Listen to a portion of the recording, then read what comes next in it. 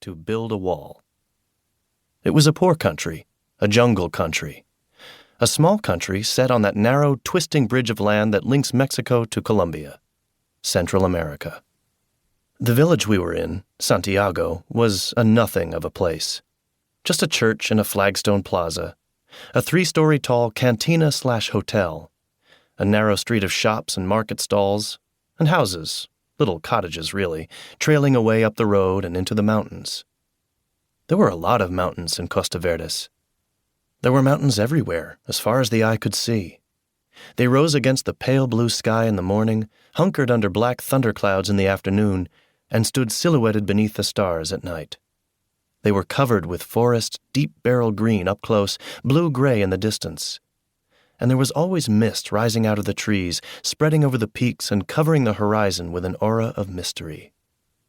As for the wall we were building here in the village, it was the wall of a school, the only school for miles around. Not only the kids in the village used it, but all the kids from the farms and plantations on the nearby slopes. 24 kids, maybe more, and of all ages. The wall had been destroyed somehow. I wasn't sure how exactly. Los volcanes, the natives kept telling us.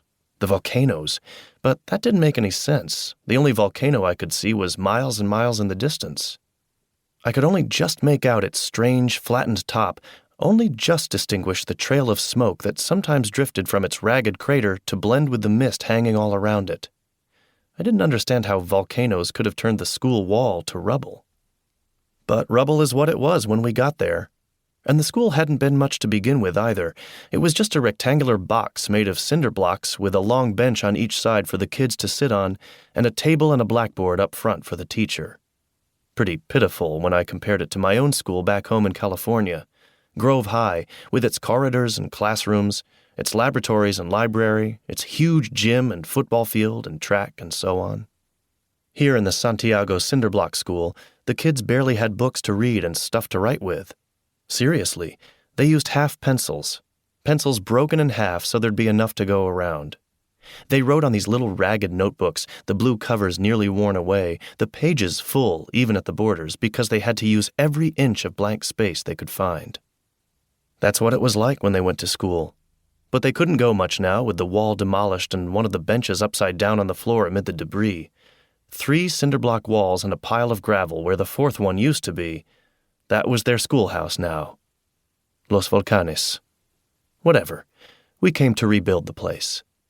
It was a church project, or a church/school project, to be more precise.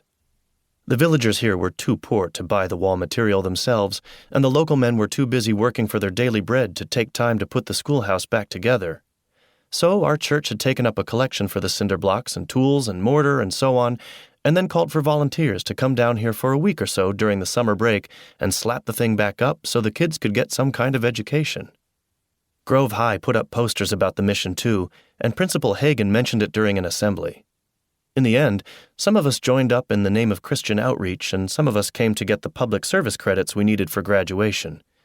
Some of us had our own reasons, too. Well, I guess all of us had our own reasons when it comes down to it. So who were we? Well, let's see. There was Pastor Ron, first of all. Ron Collins, the associate minister at our church. He was a small, thin guy with a bland, friendly face, eyes blinking out from behind his thick, dark-rimmed glasses. He was young, mild-mannered, enthusiastic. Maybe a little too enthusiastic sometimes, if you ask me. Trying too hard to make things exciting and interesting to his teenage traveling companions. You may know the type. Always wanting everyone to think everything was fun, and then getting sort of quietly disgruntled and annoyed when anyone thought it was not. But I don't want to be unfair to him. He was a good guy. He really was. He always had time to listen to you and help you out if you had a problem. And his sermons were a lot more intelligent and interesting than the ones given by the head pastor, Pastor Francis. It's just that Pastor Ron was sometimes a little bit clueless, I guess you'd say. I'll give you an example. Once, shortly after we arrived in the village, Pastor Ron saw a little kid threatening a bigger kid with a stick. The little kid had his back against a cottage wall. The big kid, a big, fat, hulking monster of a guy, was hovering over him, his hands balled into fists and his face